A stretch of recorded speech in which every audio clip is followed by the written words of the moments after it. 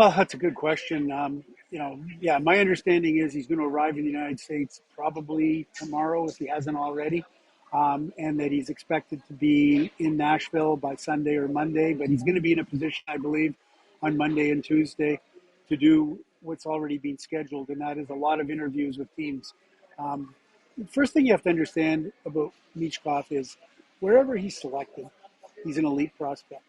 And I would go so far as to say he is the most elite prospect to have the fewest number of live viewings from NHL general managers, NHL executives, NHL chief scouts, and outside of those scouts that live and are based in Russia.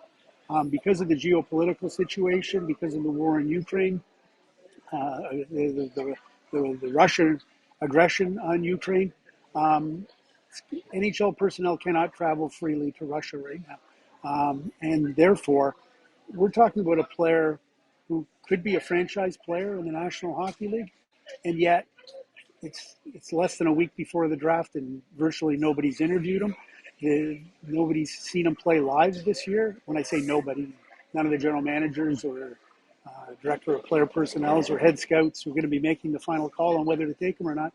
They haven't seen him play live this year. They didn't see him at the World Junior Championships because Russia was excluded because of the sanctions. So do they know this player as intimately as they know the other elite players? I would say no, they don't.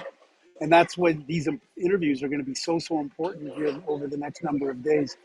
By all accounts, based on where he was as a 16-year-old, how he played over the course of this year, he's right in the same conversation with Connor Bedard in terms of goal scoring ability. But there are a lot of really good players like Adam Fantilli, Leo Carlsson, Will Smith, Ryan Leonard, Dalibor Dvorsky, David Reinbacher. And any of these teams that are picking in the top 5, 6, 7, 8 have to decide what risk or exposure do we have on Michkov. He's under contract till 2026. That in and of itself is not a total deal breaker because Vladimir Tarasenko, when the St. Louis Blues drafted him, they knew they weren't going to get him for a few years.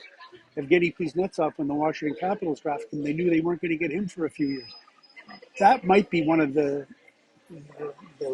smaller impediments from a pure hockey perspective. What they want to ask Michkov is, you're not going to sign an extension in Russia, are you? You want to play for our team. That, the worst thing that could happen for a team would be to say, we're going to take him, we take him, and then the kid turns around and signs another 3-year extension beyond the 3 years that he's got. I'm not suggesting that'll happen, but boy, if you're an NHL team, you better have reason to believe that's not going to happen, because otherwise it's, especially when Leo Carlsson or Adam Fantilli or Will Smith or any of these other top prospects are available to you just for the taking. So that's the kind of dynamic that teams are going to have to go through, and obviously ownership would have to get involved in a call like this. Most picks, the general manager gets to make the pick and the owner isn't even involved. In this one, because it's a Russian player at this time, given the current situation of the world and all those other factors we talked about, ownership's got to make the call on this.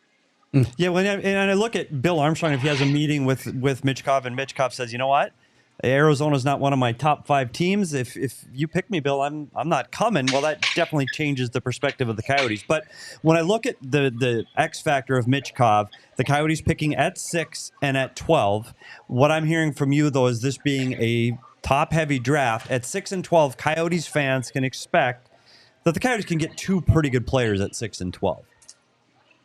2 outstanding players at 6 and 12, to be honest with you. And you're right.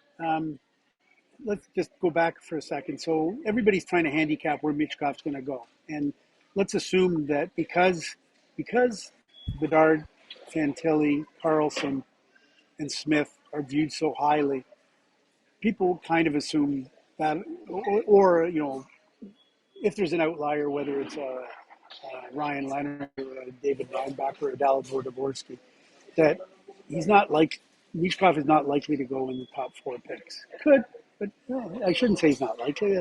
I don't know what San Jose is going to do, but let's presume for a moment that he doesn't go in the top 4 picks. And people speculate, what will Montreal do?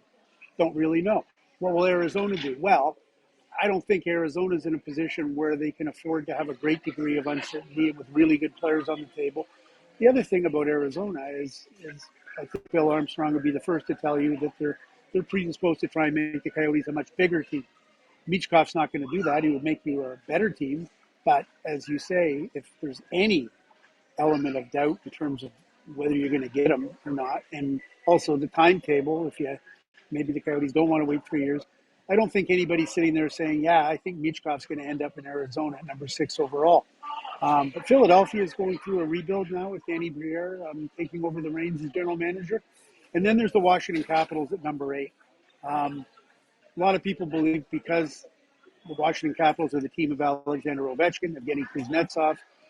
They drafted a Russian last year, Ivan Miroshnichenko, who had illness and injury problems and wasn't going to be coming over anytime soon. But the Capitals said, doesn't matter to us. Everybody believes that Michkov, the lowest he'll probably drop is to number 8. I don't know, excuse me, for 100% certainty that Washington will take him, and I think it'll be important for them to have some conversations with him in Nashville before they make that leap to say, yeah, we would take him if he's there.